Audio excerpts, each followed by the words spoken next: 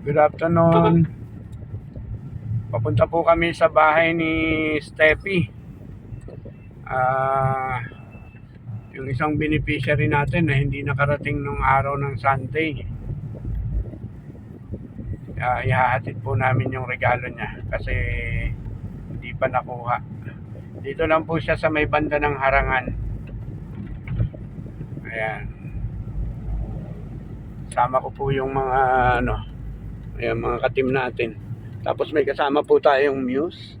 Yan, kaway-kaway nga sa pinakamagandang baby dyan. Yan, kasama po. Kaway. Ano nga yung ibibigay natin? Pampers. Ayan, merong pampers. Kahit mahal, yan po yung kailangan natin kasi medyo nag-allergy si Bigas. Yan, merong bigas, gatas, alcohol, tsaka meron pa pong meron pang biskuit. Ako, pasensya na lang po dun sa regaluhan natin. Yun lang po yung nakayanan sa ngayon. Yan.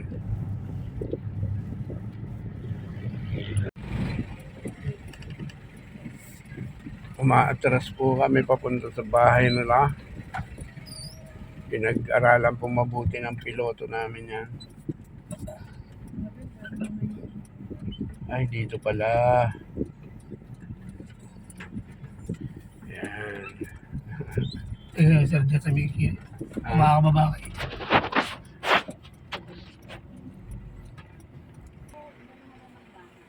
Yan. Ano po kasi dito eh. Dito po kami sa bahay ni Steffi. Doon na lang di kami kasi nagkakaroon din sa may Yan. isang tubig yan. Eto si Steffi. Ay, naku mama. Mataas. Steffi, kumusta ka na? Steffi. Steffi.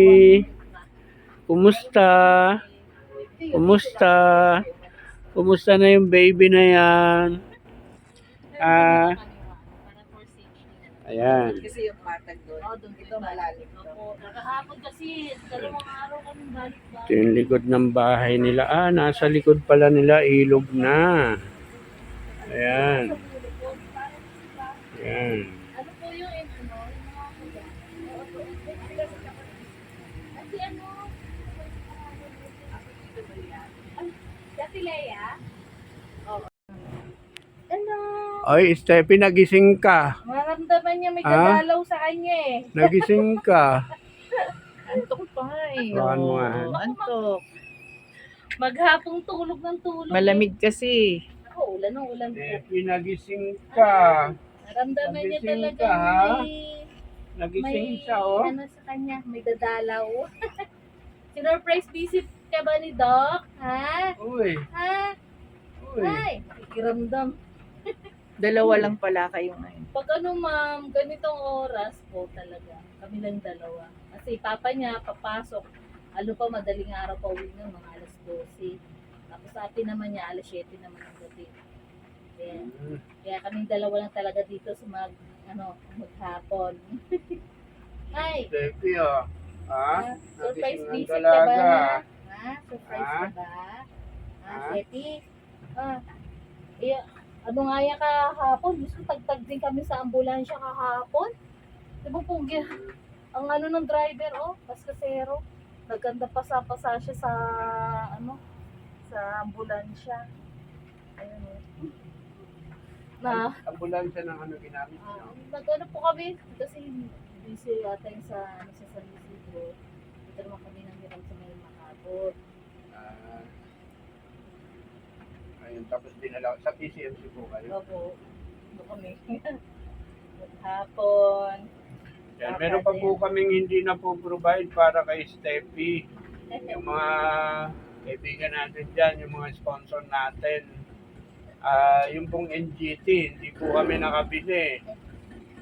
Yan. Sana kung meron pa pong mga kaibigan natin na dyan, rating tumulong, pwede po kayong makipag-ugnayan sa amin. Maghanap tayo ng pang NGT ni Steffi. Medyo masalimuot yung kondisyon ni Steffi, yung kanyang cerebral palsy. Maraming mga complication, tapos yung pagkain niya, yan po, dito sa NGT. Size 8 po yung NGT niya. Ayan. Dala ba yan? Mawalan Ang mo naman po eh. ang diaper niya talaga Pampers. Pag Yan. hindi Pampers, Yung kailangan ko siyang madalas palitan kasi pag kahit hindi puno, namumula po yung private part niya tsaka yung puwet. Ayan. Kaya kahit mahal, Pampers yung ginagamit. Kasi, nako, yung kanya pong nag-allergy po siya kapag yung ibang diaper. So, Pampers yung ginagamit natin sa kanya. Anak, patepe. Ay, tepe. Pasensya na po kayo dun sa regalo namin. Salamat po. Ngayong araw po may bumisita sa Ay, Steffi. Steffi, naririnig mo ako? matalas Naririnig pag-inig mo niyan ako? to. Naririnig mo ako, baby? Ano yan? Buti nga po walang problema sa pandinig eh. Kaya kahit na Kahit sabi na ko, hindi nakakakita, kahit di nakakita. Ay, hindi siya nakakita pala. Vertical blind siya eh. Cortical blind po.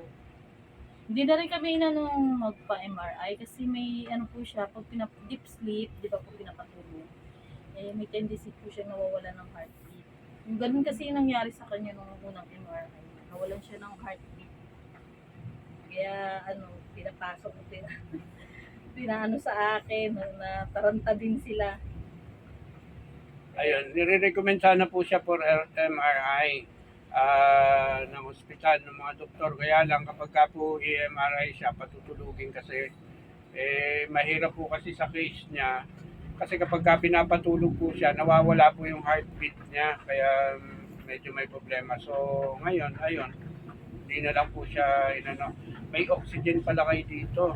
Intractable seizure siya to eh. Katulad nung ilang araw din na kaya hindi kami nakakasaya. Yan, seizure siya ng seizure. Tapos yung sobrang yung situation niya. Yung sipon niya, plema niya, color yellowish na. Hindi naman po siya nilalagnat. Yun lang nga po, sobrang situation. Gaano katagal na uubos yung kanyang oxygen? Pag pag walang 24 hours ang gamit, 3 days lang po yung ganyan yung pumps. Pero pag kunyari po, sabi mo, pinapatay pero parang tuwing seizure niya lang po yung pinakabit po. Umabot naman po ng mga 10 days to 1 week. Yun na lang noon po yan. Hindi nakadepende siya noon sa oxygen. Pag nagpapacheck up kami, dala-dala ko yung hila-hila ko. Yung mas maliit. Opo, yung 20 pounds. Yun po yung namin noon. Ay, Steffi. Buti nga po hindi na siya oxygen dependent eh. Natatanggalan na. Ay, Pangpang! Ay, Pangpang! Wala, di na kami nakaano ng pamerienda. Hindi, okay na. Okay na. Nagulat din ako. Meron kami ditong meron kami diaper. Medyo Ay, maliit lang yung natin Ayos na lang po. diaper. Salamat po. Malaking Tapos, bagay na po yan. Itong biskwit para sa nanay na siguro yan. Sa nanay, terno na doon sa katidok. Oo. Pero may gatas, yung alternate lang muna. Opo. May bigas, pansaing. Ayun. Tapos Thank may you. alcohol. Ay po, maraming salamat po. God bless po sa inyo. Yun muna yung Very much po. yun muna yung naipon natin. Salamat po. Sobrang po, tulong. Siyempre may magagamit siya. Ay, Tepe! Kaya maganda yung katawan niya. Ayos lang. Oo, talaga ma'am. Kung noon po nakita niyo to noon ma'am, balat talaga siya. Ari na Teka. ngayon, mga 2 years ago lang siya kung nag-gain talaga siya ng nagkalaman ka ma'am. Oh. Ay, chinichika ka na mama. Ay, tama, chinichika ka no. Nagalit eh. Bakit? Ha? Steffi. 7 years na. 7 years old 7 pala years old siya. na siya, oo. Yun nga, sabi din sa akin ng doktor, alagaan na lang daw siya. Kaya naman ang Panginoon, wala naman posible. Diba? Ano naman yan? No? Oh. Fighting Yung pala din yung yan. nakalimutan natin, dapat din pala may mga tissue. Yan po. malaking bagay na yan sa amin. Ang kahit mga medical needs niya lang. So, buti nga rin po kahit paano na lalakad po din sa ospital yung mga basic needs niya, yung mga syringe, yung po mga underpads, yung ibang gamot niya po, yung mga, may mga ano siya, tawag nito, yung mga seizure meds dyan. Pag may meron sa ospital, yun, okay naman kami kasi may malasakit center na doon eh. Na, kaya hindi Kilala na siya. Oo, hindi na masyadong mabigat. Malaking bagay din yung malasakit, Opo, no? andun na po sa ospital, di na namin kailangan pumila ng madaling araw nun sa PCSO. Kaya lang, malaking problema. Siyempre, lahat may limit din. Opo. So, ay kung mas marami yung pangangailangan, mas mahirap din. Di ba, Steffi? Ay, Diba? ay. Ngayon lang siya gumising. Kanina ko pa nga siya nilipat-lipat ng higaan. Diyan siya Oo. palagi kasi Oh, Dok. dapat nakadapa. Nakadapado para yung laway niya. Sige lang po ng kung okay lang magpalit ng towel eh. Basta hindi lang siya na-aspirate. Hmm. Hindi na iipon. Kasi sobrang ano niya eh. Nahalak talaga pag ginawa kami yung dibdib. Alam mo, may dugo dun sa dibdib niya. Hmm. Ano yan? Ay. Hello. Ay, nako, hindi na kami magtatagal, ma'am. Ay, salamat Ha? po, Doc Noel. Ma'am, salamat. Nakadalaw kayo dito sa Hindi na kami magtatagal. medyo, kahit po pangit ang panahon, nakapunta po kayo. Sabi ko kasi baka nakauwi ka na kaya chinat kita. Ayun. Nag-alala kami kasi baka hindi ka pa nakauwi dahil nung nakaraan, di ba? Opo, kaya nga na medyo nag-aalala rin kasi ako na kung hindi ko siya dadalhin sa ospital, baka may lalong lumalayo po problema niya. Kaya yun. Inano lang naman kami, sulong tapos salbuta mo, pausok lang kami. Tapos Pero dito nagpapausok ka. opo, ano lang po yung tawag ito? Yung ganyan lang po, yung portable nebulizer. Yun po yung gamit namin. Siguro pwede sa kanya yung ano, Miss. kasi meron tayong minerals eh, di ba? Yung meron kaming minerals, bili ka ng absolute na tubig, 10 ml.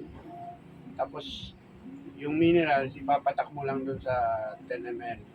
Tapos i-ano mo sa kanya, Yun na yung pagpapakaw. i-nebulize mo sa kanya. Yun minerals yun, kailangan talaga kailangan yan sa brain, kailangan yan sa heart. Mas mabilis kasi yung absorption pagka pinausok din.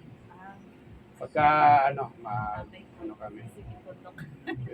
Pwede siguro. Yung mga ganun natural yun, hindi mo naman kailangan ng medical doctor niya. Yun nga po, minsan pag kasi may ilang beses lang naman pwede maglagay ka ng salbutamol. Oo, ay Gamitin yung araw-araw. Inaano sa kanya yung minerals kahit maya't maya, walang kaso yun. Yun yung ginagawa ko na lang, nilalagyan ko na lang ng sterile. Yung NSS do, Hmm. yun na lang pinapausok ko. Ayun, pwede na yun kasi pausok ka, minerals yun, meron na rin siyang saline effect. Kasi para lumuwag yung mga plema niya. So yun. Kasi madali mag-suction kapag yung napausukan mo na siya. Hmm. Unlike pag hindi nauna yung suction, dikit yung tema niya eh. So yun, ako, lumalaki na lang ata ang butas ng ilong kakasuksok ng kung ano-ano sa ilong niya. Ay, Tepi! Epi, alis na kami ha. Babalik kami. Ha? Epi ha. Ay, kapalakas yan. Oo, strong yan si Tepi eh. Ano, Tep? Sige po ma'am. Salamat po, Dok. Okay Ma'am, po. maraming salamat. Ha? Bye-bye po. Bye-bye, Steffi.